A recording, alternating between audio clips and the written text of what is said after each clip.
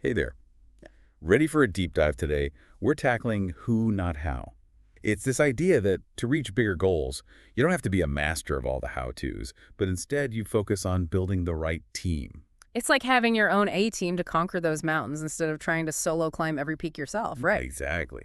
It's about understanding that success really hinges on other people, their expertise, and their support. What's fascinating about the who not how concept is that it's like a total mindset shift. It's reframing how we approach Yeah, problems. like instead of saying, I don't have the resources or I don't know how to do this, you're thinking, okay, who can I bring in to fill those gaps?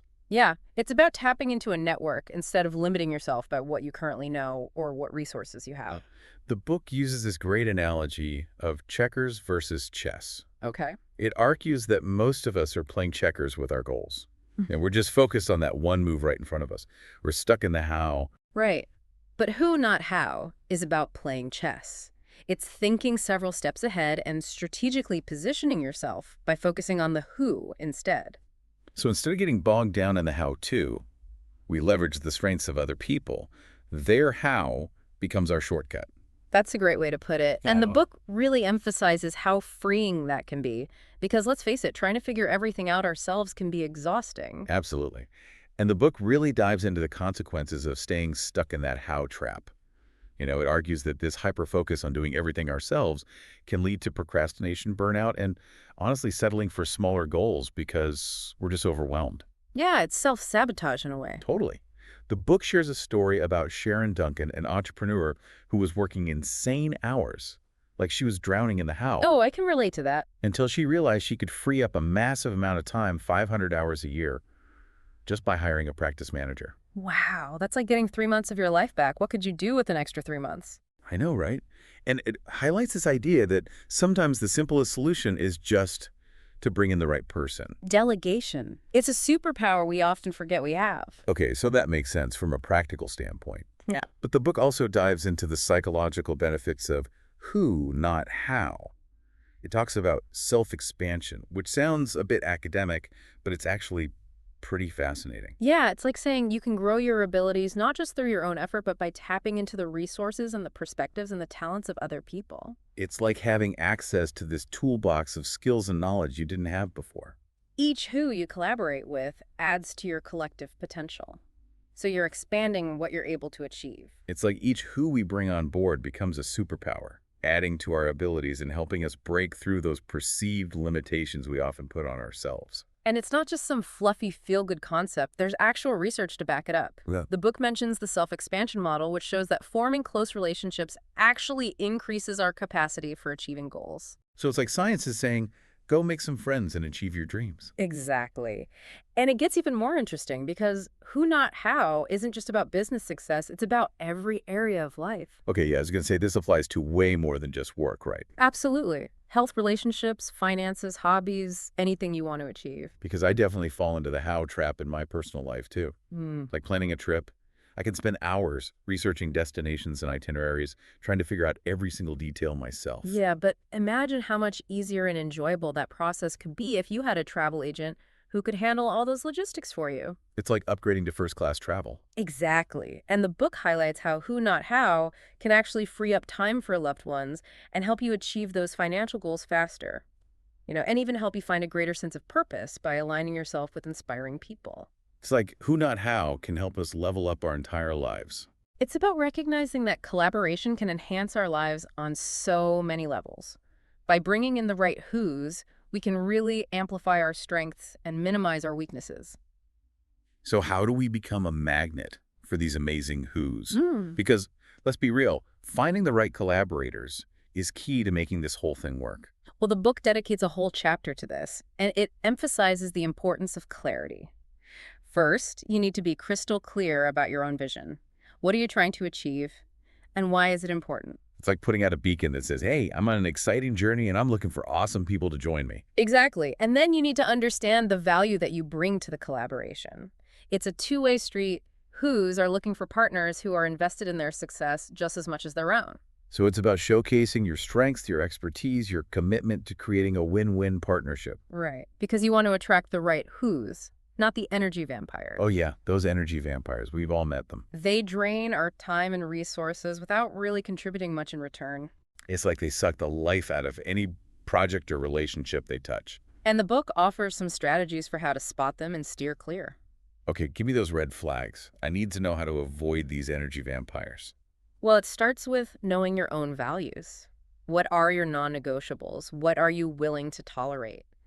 When you know what's important to you, you can more easily spot those whose values don't align.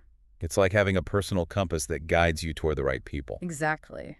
And also pay attention to your gut instincts.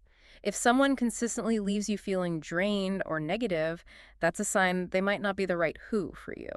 Sometimes our intuition is our best guide. And don't be afraid to say no. It's about setting boundaries and protecting your time and energy. Okay, but saying no can be hard, especially if you want to be seen as helpful. The book encourages us to learn how to say no gracefully and assertively. It's not selfish. It's essential for our well-being. Because when we overcommit, everyone loses in the end. Exactly. And the book actually tells this cautionary tale about the dangers of overcommitting. It's about this young entrepreneur named Kate Gramillion who nearly worked herself to death trying to please everyone and taking on too much. Oh, wow. I think a lot of us can relate to that feeling of wanting to do it all. Gramillion was so focused on building her business that she neglected her own health and well-being. She was constantly stressed, sleep-deprived, and pushing herself to the limit. And it took a serious health crisis for her to realize she needed to make a change, you know? Yeah. It's a tough lesson to learn, but sometimes we have to hit rock bottom before we realize we need to do things differently. For sure. And after her health scare, she really revamped her approach. Hmm. She started saying no more to projects and clients that weren't a good fit. And she focused on building a business that supported her lifestyle, not the other way around. So she prioritized her well-being and set some boundaries. That's so important. It is. And it's not selfish, it's self-care. The book really emphasizes that when we take care of ourselves, we're actually better equipped to help others. Right. It's like that saying, you can't pour from an empty cup. Hmm. So what was the impact of this shift for her? Did her business suffer when she started setting boundaries? Not at all. Actually, her business thrived. You see, by being more selective with her clients, she was able to provide better service and create more value. So it was a win-win. She was happier and her business did better. That's fantastic. It really is. Okay, so we've talked about choosing the right who's and setting boundaries with those energy vampires. But how does who, not how, tie into our sense of purpose, our contribution to the world? Yeah, that's a great question because it's not just about achieving personal success, right? It's about making a difference. Exactly. And the book really dives into this. It suggests that when we collaborate with the right people, our vision actually expands. We tap into this deeper sense of meaning. It's like our purpose becomes clearer when we're surrounded by people who inspire us. Right. We're exposed to new perspectives and new possibilities. And that can ignite our own passions, and help us uncover those hidden talents. It's like our who's act as mirrors.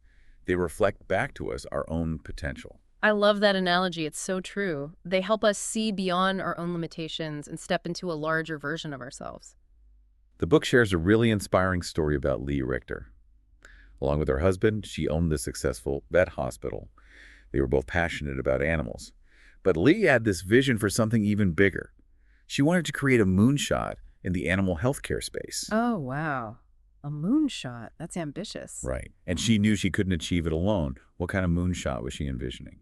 She wanted to create a national network of animal blood banks. Wow. So like making sure that life-saving blood transfusions would be more available for pets. That's it. But it was a huge undertaking. She needed expertise in logistics, fundraising, marketing, veterinary medicine. She knew she needed a team. So how does she go about finding the right people? Well, it actually started with a chance encounter. She was at this conference and met this woman named Chrissy, who was an amazing event organizer. And she also happened to be passionate about animals. Lee was so impressed with Chrissy that she offered her a job on the spot. Wow. Even though there wasn't a specific position open. Yep. She just knew Chrissy was the right who, even if she wasn't sure how she would fit in yet. It's like she trusted her gut instinct. And it paid off big time. Chrissy brought so much to the team and ended up becoming the chief marketing officer. She played a key role in pursuing that moonshot goal. So Lee found her who and ended up achieving her dream.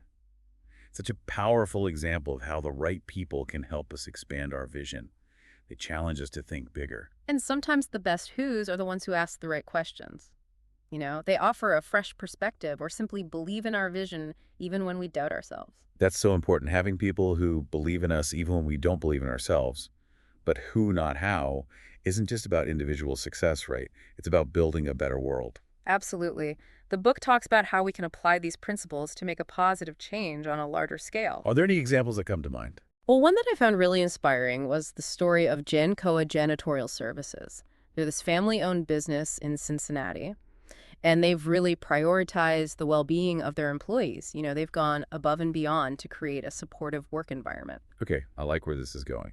Because so many companies just focus on the bottom line and forget about the people. Well, Jancoa realized that a lot of their employees were struggling with getting to work. Reliable transportation was a big issue, so they partnered with some local transportation services to offer free rides to their employees. That's amazing. Such a simple solution, but I bet it made a huge difference in their life. It did. And they also offer opportunities for continuing education and personal development. They really encourage their employees to dream big. It's like they're investing in their employees' future. Exactly. And they even have a profit-sharing program, so their employees have a direct stake in the company's success. Wow, that's incredible. They really view their employees as partners. They do. And it's created this amazing company culture. An industry that's known for high turnover rates, they have an 85% retention rate. That's unheard of. That's amazing. So their employees are happy and they're sticking around. Yeah. What about the business itself? Has it been successful? Oh, yeah. They're doing incredibly well. It just goes to show that when you take care of your people, they take care of the business. It's a win-win for everyone. The book actually compares this to the story of President Kennedy visiting NASA headquarters. Oh, yeah. And he asks a janitor what he does there. I love that story. Me too. And the janitor replies, "I'm helping put a man on the moon." It's such a powerful illustration of how purpose can elevate even the most seemingly ordinary tasks. When we feel like we're contributing to something bigger than ourselves, our work takes on a whole new meaning. And the Jen Koei story is a great reminder that leadership isn't just about profits. It's about making a positive impact on the lives of the people we work with. It's about empowering them to reach their potential. So we've talked about achieving goals, finding purpose, creating a positive impact. But ultimately, who, not how, is about becoming the best version of ourselves, right? I think so. It's about recognizing that we don't have to do it all alone. We can tap into this incredible wellspring of support, expertise, and inspiration through collaboration. The book shares the story of Dan Sullivan and his wife, Babs. They've built this successful business and a fulfilling life together by embracing the principles of who, not how. And they view their relationship as a true partnership, where each person brings their strengths to the table. It's a beautiful example of how this philosophy can enhance every area of our lives, not just our work, but our relationships too. And it all starts with that simple question, who can help me with this? That question can really unlock a world of possibilities. It's about shifting our mindset from limitation to abundance. It's about recognizing that we're all interconnected and that success is often a team sport. Exactly. And the book really drives that point home. Who, not how is a call to action. It's an invitation to embrace collaboration as the path to freedom, purpose, and fulfillment. It's a reminder that we don't have to go it alone.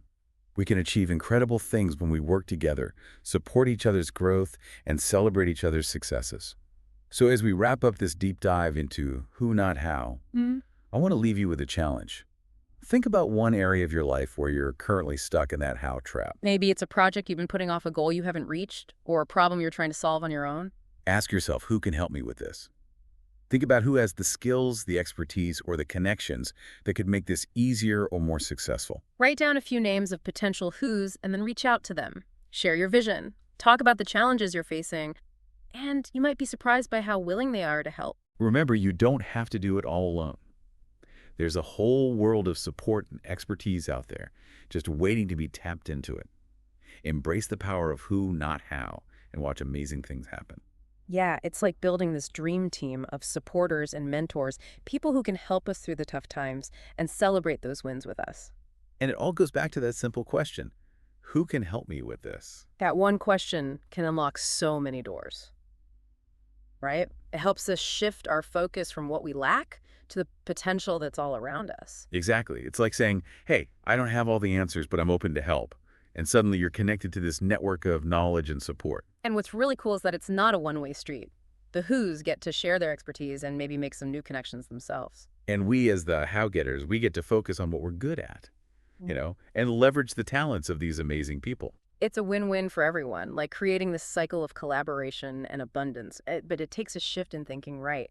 We have to let go of that need to control everything. It's about recognizing that we don't have to do it alone. We can achieve so much more when we join forces with others. Support each other's growth and celebrate each other's successes. It's about building each other up. And as we wrap up this deep dive into who, not how, I want to leave you with this challenge. Think about one area of your life where you're feeling stuck. Maybe it's a project that's been on hold or a goal you haven't been able to reach. Now ask yourself, who can help me with this? Who has the skills or the experience that could make a difference? Who can I collaborate with to make this happen? Jot down a few names, then reach out to those people. Share your vision. Talk about what you're struggling with. You might be surprised at how willing they are to lend a hand. Remember, you have so much support available. Don't be afraid to ask for help. Embrace the power of who, not how, and watch your dreams take flight. Thanks for joining us on this deep dive. We hope you found it helpful and inspiring. Remember, true success is a team effort. So go out there, build your dream team, and achieve amazing things together.